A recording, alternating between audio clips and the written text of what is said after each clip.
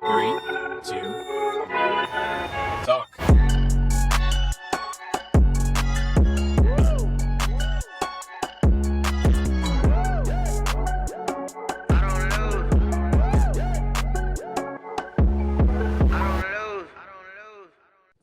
Welcome back to Fordham Talk. We are on episode 10. At CrossFit Fordham, we train for life. That means that you can play a pickup basketball game and not tear a hamstring. Hopefully. Hopefully you stretch. Not be like me when we went to the beach one time and Jackie wanted to race me. And I was like, yes, because you can't beat me, Jackie. There's no way. Granted, she is super fast. I will give that to my wife. She is fast twitch. She is actually a very fast sprinter. She got pretty close to me, but I had to play it off because we won't talk about how she run. We won't talk about how she runs after 100 meters. But Jackie, I'm sorry, but no warm up. We just go straight full on sprint, 100% in the sand, which is actually harder, I think. And the first race, I feel a little pull, like a little small pull. I was like, ugh. But then my pride got the best of me, and I wanted to beat her by more. And we go again. And yeah, at the end, there's this pull in my hamstring. It even bruised a little bit. It was not good. Moral of the story, stretch. Yes, you should be able to play a pickup basketball game for sure. warm up Please more warm than up. stretch. You don't just bend over and touch your toes a couple times, okay? No, Just warm up a little Please bit. warm up before you play a pickup basketball game. If anyone wonders why Josh is hyper scared of actually playing sports outside of the CrossFit gym, this is why. He's waiting until he's much older and he doesn't care about tearing a hamstring. That is true. That is true. And that's why he does all his deadlifts. Yeah, exactly. Are you doing today's workout? Class workout? I am. Today is an open workout, correct? A It's past actually open kind of workout. one of my favorite ones, and it's so unique because I don't think any other one you can choose how you break it up. Choose your own path. Can you tell everyone the workout? What is it? Yeah. It is 4x 40 ring muscle ups, 80 row calories, 120 wall balls. 20-minute time cap, and you can break it up however you want. You could do all the muscle ups first, end with the row, wall balls in between. You could break it up into rounds. I think this one came out. This was 2020. This was like COVID, I think. Must have been. In the COVID era, yeah, because it was a weird year where we had like 2 opens in 1 year. Right. This is 20.5. Yeah. And I didn't even get to do it. I had knee surgery right before that. I did not get to do this one. I think I've done it one other time since, but I am excited. I'm doing it today. I wanna do it. It's one of my favorite ones. Nice. Yeah, I'll be doing it today with my signature lunge modification. Lunge I wall just ball. lunge everything. Hey, your legs are strong. Debatable, but they work as much as they need to. All right. I think. I mean, how much did you just box squat the other day? I've You- been over going to a 400. bench. I think I Over did 400. actually. Yeah, I think I hit 405, which I can't. I've never even regular back squatted that. So, I think we know the weak spot in my squat, and it's always been full, like out of getting out of the hole for sure. I think everybody's. That's good. All right, Yeah. episode 10. Let's go. Second. Hey, Man. we're on schedule. We are on We're schedule. pumping them out. What do you know? It just took us a little while to figure it out. Right. All right. So today's topic, we are going to talk about getting stronger and more durable. And we're going to give you guys 6 simple training upgrades that you can implement that are simple, low-hanging fruit, not things that take a ton of time. They just require some knowledge, which is why we love to put things out through this podcast. And this actually also goes really hand in hand with the things that we're putting into the Fordham monthly newsletter, movement highlights that Aiden's been writing up, movement challenges like the monthly challenge are kind of in this direction. And we're trying to not just say like you should do these things, but also give you the tools and structure you need to like actually take a step towards doing it. I think. Well, first of all, did you know we had a newsletter? If you're a listener and you are a Fordham member, make sure you've been checking your email. I was talking to someone last night. They don't check their emails, so they haven't been seeing them. This is, I think, February is our third edition of the newsletter. I think so.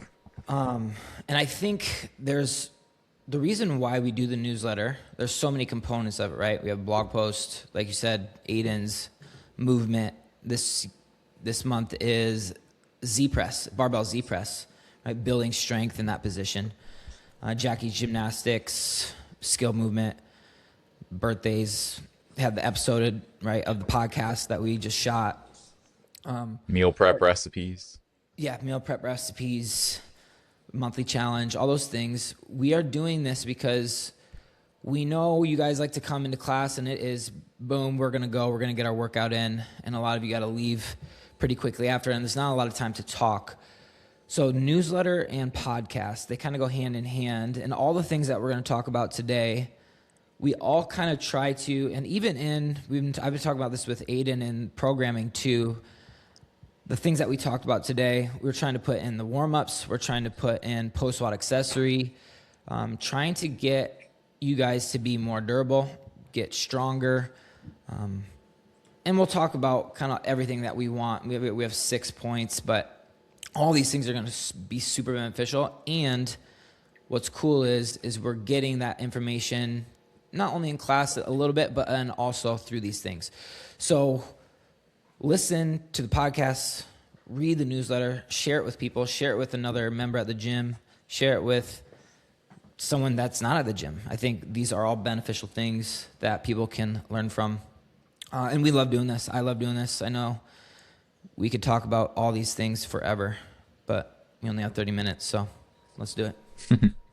Let's do it, man. So what we're talking about here as far as the kind of additions to your training that we're advocating for are things that are not just like more of what you're necessarily doing in your main workout. So it's not just tacking on more 3, 2, 1 go high intensity. These are things that are going to slow you down a bit, but they don't take a ton of time. Like you can think like 10 to 15 minutes for any of these things it's going to give you plenty of return on that time investment. And it, yeah, yeah. And it's going to essentially allow you to just feel better, like have your joints feel more stable, strong, less achy, and just allow you to be more consistent and improve your movement. I think that's a big one. Improve your movement. This first one, strict pull-ups. I'll just jump in the first one. Strict pull-ups. I tell everybody I know to get good at strict pull-ups. I think it's one of, I think I joke about it, but I'm like, it's an answer to so much.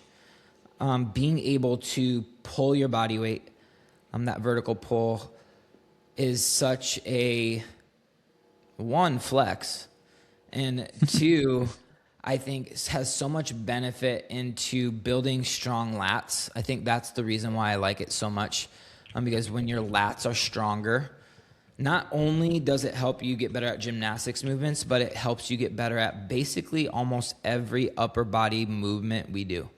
Stronger lats helps shoulder health, overhead position, all those things. And whether you have it or you don't have it, there's a way to work on this. And I think it is one of the most important things I think that you could do in your fitness journey. Here's something that's going to blow your mind. Yeah. Only 5 to 10% of the general population can perform a single strict pull-up. That is That's sad. actually insane. That's insane. I think that gives me hope because I know that with work, you can get it. Yeah. Like I'm working with I think 2 people right now in personal training for this exact thing. They want to pull up. I think it's such a good thing to work towards. And if you don't have it, it's not. We're not trying to discourage you that you don't have it, but I think there's something worth working for getting it, because I think it is so beneficial. With strict pull-up, did you do strict pull-up tests in the presidential? Did you ever do that when you were in grade school, the presidential test, and you had to do strict pull-ups? I have vague memories of that. Yeah, I I definitely could remember not that. do I one when I was a remember kid. wanting to win, like be the best in my class. There's other kid that was so good at pull-ups. I trained for it. I was like on the monkey bars. That was in like 3rd grade. Like never Yeah, did I think that doing that would one day I'd be doing pull-ups in a yeah, CrossFit gym, on a CrossFit gym. yeah. I mean, there's for sure the ability to do a pull up means that a lot of other small side benefits are happening in your shoulder health and capacity. So definitely amazing thing to work on. And if you want to just become an absolute elite human being, only 1 to 2% of the general population can perform 10 or more. Wow. So if you get yourself 10, you can just, feel really good about yourself. Yeah. And I think if you don't have a strict pull-up, right, there are scales to do it. Right. So think just quickly, toe spotted, banded, if you do it right, negatives, different kind of pulling variations, like ring rows where you're here and you pull down more of like a lat pull down. There's so many. And if you need help and you need direction, ask a coach. We can help you for sure. Yeah, But it's going to 100%. take Ton. some dedicated time, like you said, 10 to 15 minutes, a couple times a week. Yeah. If you But if you have have a them, plan, that will fly by. Like for if sure. you're just kind of like trying to go it on your own, like I want to work on a pull up, I don't really know what to do. Instantly, you're wasting time. So Right. utilize your Yeah. coaches. Utilize Yep. your coaches. And I think if you do have it, so a lot of people do have it at the gym, and that's awesome. I think building the capacity then there, being able to do more, and then I know you do this, I see you do this after class, is weighted strict pull-ups. I think that is such a benefit too. Once you have it, you want to build that capacity, get better at them, get more of them. And one way to do that is start doing sets of weighted strict pull-ups too. Yeah, totally. All right. So strict pull ups, work on them, get them, push for Good. them. Next up here, overhead joint health. So pressing overhead, being able to have stability overhead. I mean, this is a huge thing that you want to work on and develop and maintain deep into life, because being able to lift something up and take it over your head is something that if you neglect can just diminish as you get older. And, it's not a good thing to let that capacity just kind of fade away. And this is multifaceted here. So it's not just the flexibility of shoulders overhead. Like that is a big thing. And a lot of people have very tight shoulders. That's just kind of I mean, probably the most common mobility restriction that we see in the gym. But stability overhead is huge too. So, I mean, this month's monthly challenge is hitting this direct right on target of Yep. doing a handstand hold or version of it every day, right? Yep. Yeah, it's the first week that we're doing this. We're in the first week of February, so you're trying to accumulate 30 seconds a day. Then the second week's going to bump up. We're going to try to build it. You're going to go try to accumulate 1 minute, and then a minute 30, third week, and then 2 minutes the last week. This is another one that I tell people. I'll never forget when Jackie came home from a gymnastics seminar. She used to work for CrossFit Gymnastics, and the head trainer told her, very well known guy actually, his name is Birdie, Bird Box Coaching. He said, because I was having trouble with my snatch, and he told her to have me do, it's called Japanese handstand. That's what he called it. And it's when you do a handstand with like more of like a snatch grip. And I started doing that, and my snatch got way better. And I think that just shows that there's an element of mobility when you're upside down. You're holding your body weight, right? You're under load. Flexibility, if you sit against a wall, everyone go try this. Sit down against the wall with your back. Try not to let your back come off the wall, and raise your hands and try to touch the wall. If you can't do that, you have a limitation there. Mm-hmm. That's flexibility, right? Now, can you do that with load?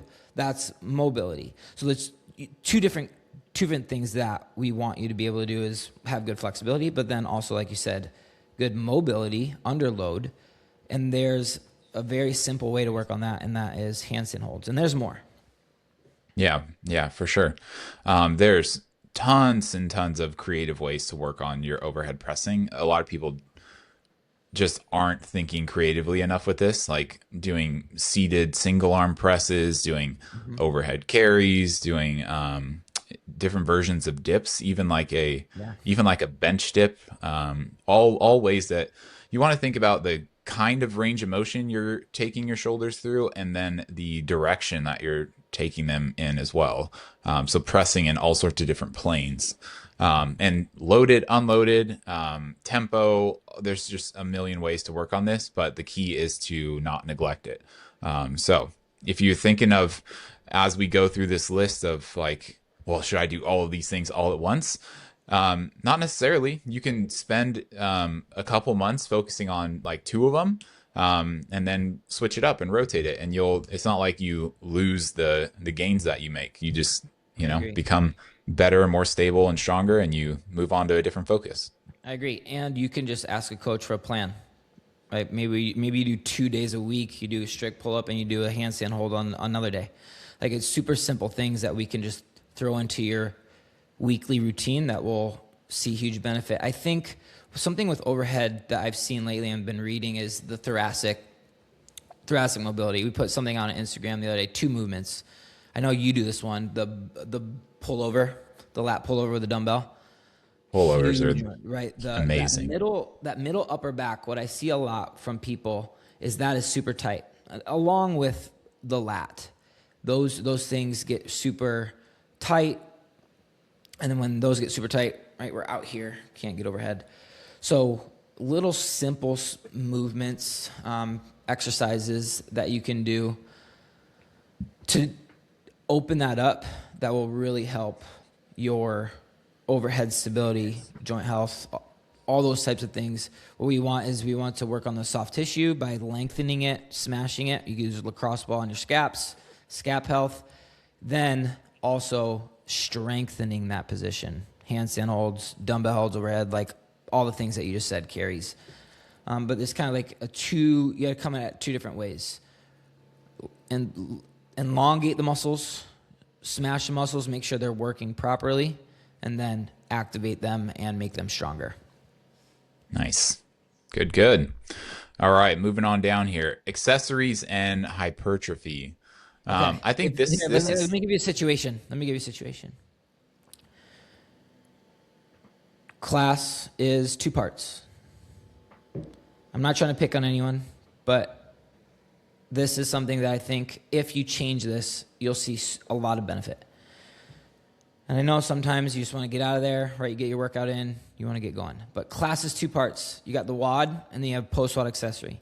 And I know sometimes you're so dead from the WOD, the last thing you want to do is a post-WOD accessory, right? So you do the WOD, you go hard, sweating. You're like, I'm going to bounce. See you later, guys. And you skip what we're about to talk about. If that is you, I challenge you to never skip it again. Because we'll talk about the benefits right now. Even though you're tired, even though, right, these things that we do shouldn't be another WOD. So you know that. Will it be hard in a certain way? Yes, but it's not going to be another intense workout that is going to get your heart rate up like it just did in the workout. So I would challenge you, if you skip post-WOD accessories or don't throw them in at all, I would challenge you, this is a big one, because building muscle is very, very important. And I think you're going to talk about that.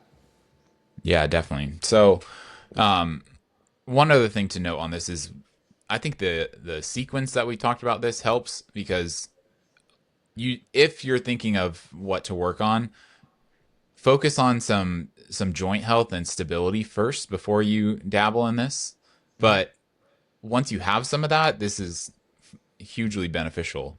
Right. There's nothing wrong with trying to pack on a little extra muscle, and it's a great way to do it.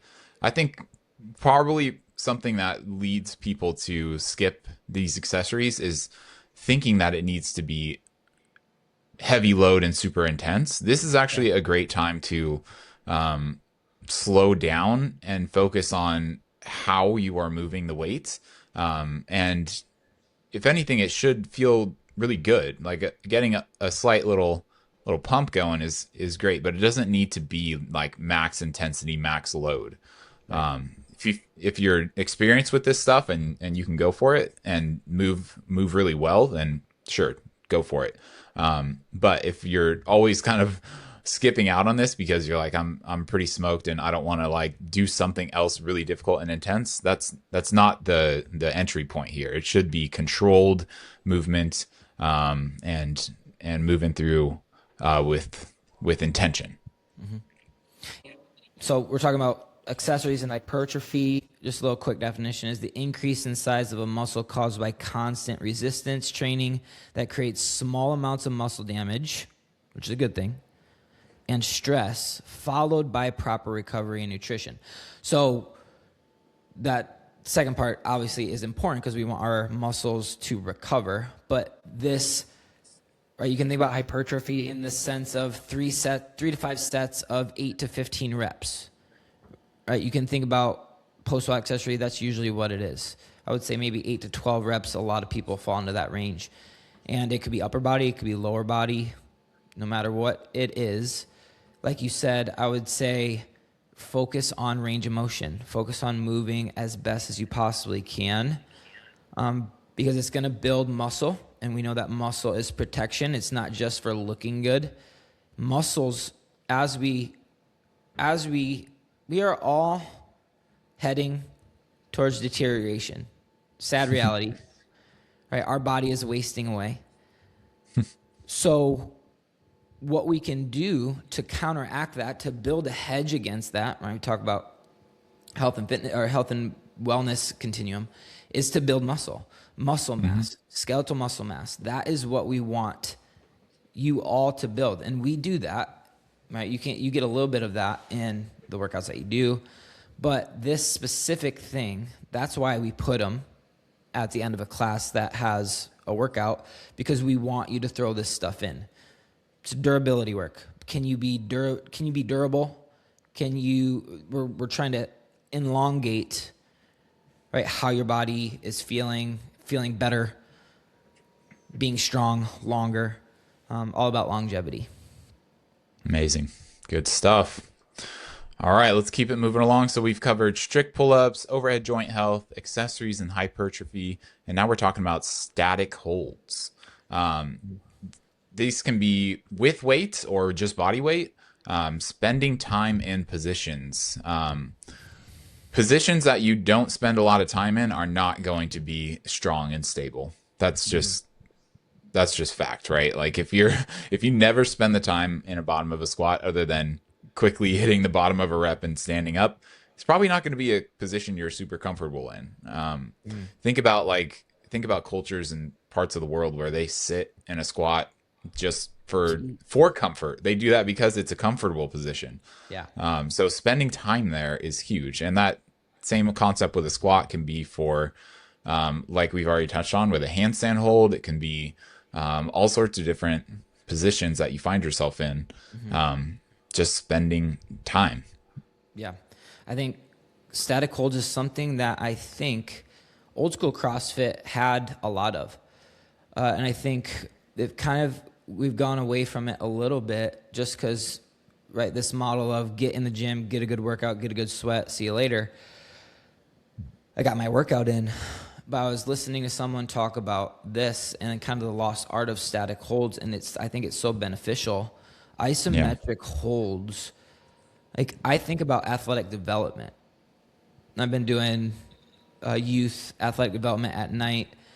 And everything I read about how to make someone stronger, faster, be able to jump higher, whatever it may be, includes isometrics. Right, so I have the kids hold a barbell and we put it up against a J hook and they're in a lunge and they pull up and they iso hold, iso hold, iso hold. We do wall sits, and that's specific towards athletic development. But there's so many things my go-tos and things that I would probably want you to be doing is a top of the ring support hold or a variation if you have to scale it. A top of the pull up chin over bar hold. Grab a sandbag, hold it in the front, isometric hold. I knew you were going to say that one. I know, I love that one. Posterior chain, baby. Another one that I've been seeing is just a farmer hold. And we're going to talk about carries in a little bit, but just like holding a heavy weight, grip strength. And then one more that is my go-to is a Sorensen hold.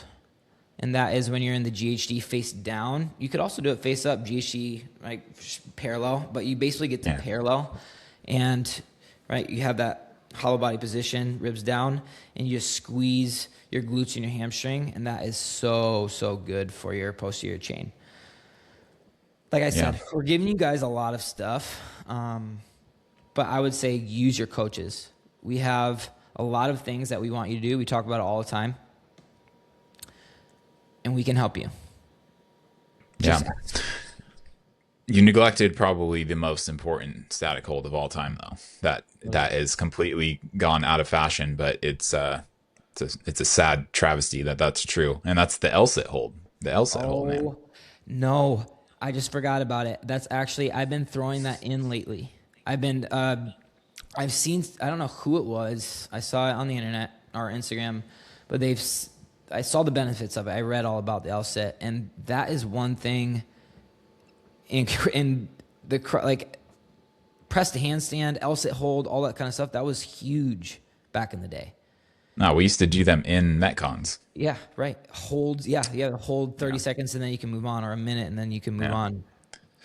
The downside about L-sit holds is that, in most things, you can see progress and get better and better. And maybe at some point, sometimes you're like, oh, yeah, I'm good at these. But I'm pretty sure that's actually never true with an L-sit hold. They will always be hard and humbling.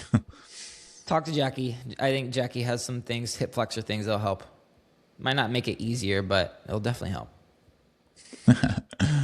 All right, cool. Moving along, carries. So touched on this a little bit. This is the simple act of holding something and moving with it.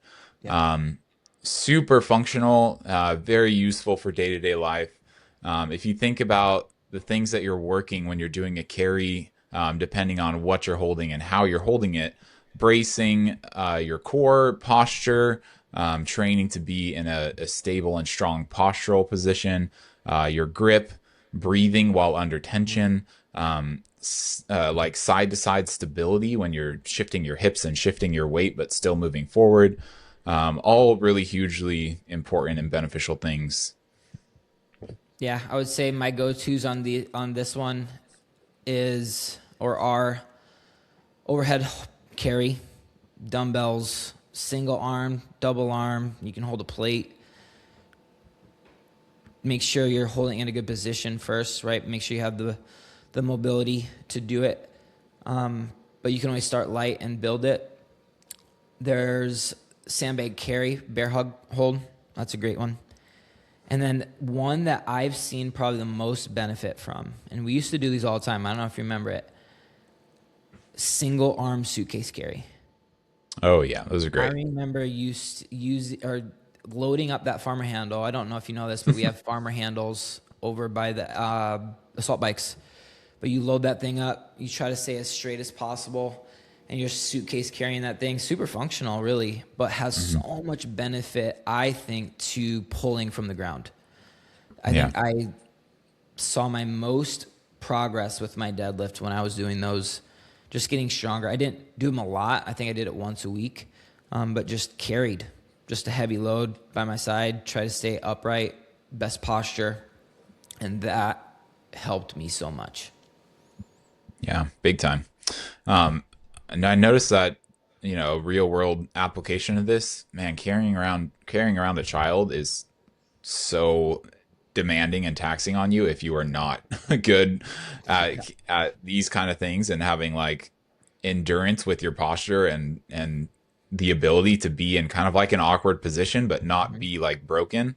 Yeah. Yeah, there's some super functional benefits of carries. Also, when you travel, when you go on an airplane, you find yourself I mean, they have wheels, but at a point, you have to carry that thing. At some Yeah, point, true. I think that's And I've lift it realized that. overhead. So Yeah, and lift it overhead. There's something about traveling that just makes you're so glad that you're a CrossFitter when you travel. Like, oh, let's go. yeah, for sure. All right, cool. The last one here. This one's a little bit different than the previous. Low impact, steady state, aerobic Hmm. type activity.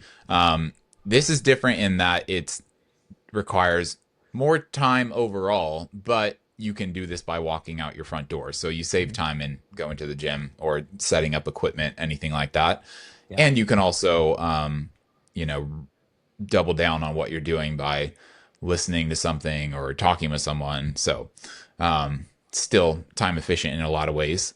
And this should also be something that you do primarily on days that you're not at the gym. So, we're talking here about anything that's just kind of slow and steady. Riding a bike outside, going for a super light jog. We're not talking like a hard run. Going on just a plain old walk. And my absolute favorite is rucking. So throwing some weight on your back and going for a walk. And for those of you who don't know, we have a Fordham Ruck Club. Many people can say, well, why do I need to be in a club? I can just go ruck on my own. And all of those people do not ruck on their own. So it's a little bit ironic. But the benefit of being in the club is, number one, you're actually committing to doing this, saying like, yeah, I need this. I need this kind of steady state activity to increase my activity. Maybe you work a very stationary desk job, or you just end up with, like 4,000 steps a day, which is just hardly moving around at all. And you need something that's going to help you commit to getting up and moving. Amazing benefit of the Ruck Club. And we kind of talked about being able to double down and make it a really enjoyable thing, because for sure, if you're just, slogging it out on a bike for an hour, like not super enjoyable. But, I always look forward to our Ruck meetups where we get to just connect with the members of the gym and just talk. And it's a great time. It makes it go by really quick. But this is a huge benefit for people, and it's just going to help you recover better. It's going to help increase your aerobic base, and help you just manage physical and mental stress. There's all good things that come from this. Yeah. I think rucking, I love a good ruck. Something that I've been doing lately is it's called a recovery run. Probably think, how in the world is a recovery run? And the way you do it is like what you just said. It's a super light jog. So you have to keep it at a conversational pace. So you have to go so slow that you could, if you're with someone, you could still talk. Nice. And that's something that I've been throwing in, and I've been seeing a lot of benefit from. I have seen so much benefit from rucking. Feel like it works my posterior chain so much, and just being able to move with a load on me. I love that. And sometimes I'll just get on the bike or put some headphones in, go to a nice easy spin pace, and just go for 20, 30 minutes if you have the time. But Yeah. like you said, I think the nice thing is you could do this by not going to the gym. And that's something that we want everyone to understand, is that yes, going to the gym is super important, because that's where you get the intensity, that's where you lift the weights, that's where you are around people and do it together, and get the workouts in, get the strength work in. If you come, just say you come 3, 4, or 5 times in the week, right? That's about 3, 4, or 5 hours in the gym. There is so much other time spent not at the gym. All those hours at the gym are super beneficial. But what we want you to understand is that living a healthy lifestyle means you are continuing outside the gym to be as active as you possibly can. You will see the most benefit by getting to the gym 4 to 5 times a week, doing all those workouts, strength training, all that stuff, getting the intensity. And then on top of that, whether it be a rest day or the weekend, whatever it may be, going for a walk, going for a ruck, going for a light jog, going on a hike with people, you will see so much benefit and reap so many benefits from that if you're doing that. Being most active, the most active you can possibly be. 100%, man. All right, this was great. So we got 6 different areas just to recap here: strict pull-ups, overhead joint health, accessories and hypertrophy, static holds, carries, and then low impact steady state cardio activity. So none of this is super complicated. You don't need to do all 6 at once. Please do not leave this episode thinking that. Pick 1 or 2, get a plan and apply it consistently, and just benefit from these things. It can really make you feel better day to day. And it's just a simple way to improve your results and keep you training for decades and not seasons. Yeah, and I think these are basic things. Getting back to the basics, always focusing on the basics. Move as well as you possibly can. You will get fitter. Move as well as you possibly can. You'll get stronger. That will make you a well-rounded human being. And you are going to see so much more progress and feel so much better if you focus on the basics and start doing a couple of these things during your week. Fun fact. Did you know that we have, so this is podcast. We got it on Spotify, Apple, and it's on YouTube. You can watch it on YouTube. Go follow the Spotify or the Apple. Subscribe to the YouTube channel. Like it. Share it with as many people as possible. Share it with a gym member that might not know we have it. Right? We want to reach more people, but really what we're doing is we're trying to do this for the Florida members. Right? If someone is listening and they don't go to our gym, that is amazing, and you learn from this, that's awesome, and you do these things.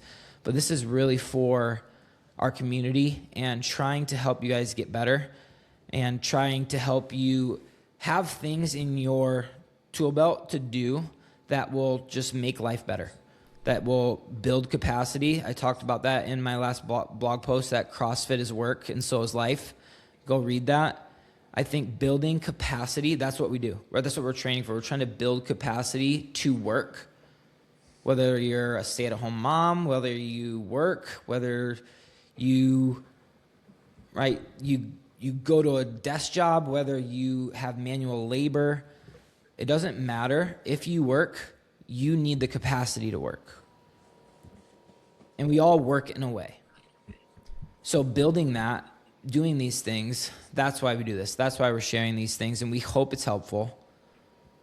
And we're going to keep doing this. 100%, man. All right. Thanks, Fordham fam. Catch us next time. Episode 11 coming in soon. Let's go. Thanks all. 3,